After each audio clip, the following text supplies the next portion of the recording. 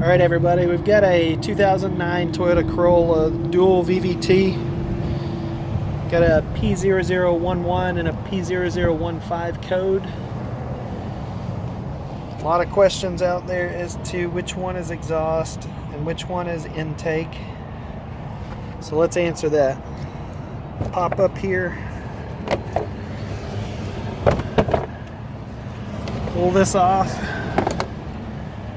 Right here we have the intake, we have the exhaust. Front one is intake, the rear one is exhaust. 10 millimeter, remove the clip, you're good to go. Have a good day, like and subscribe.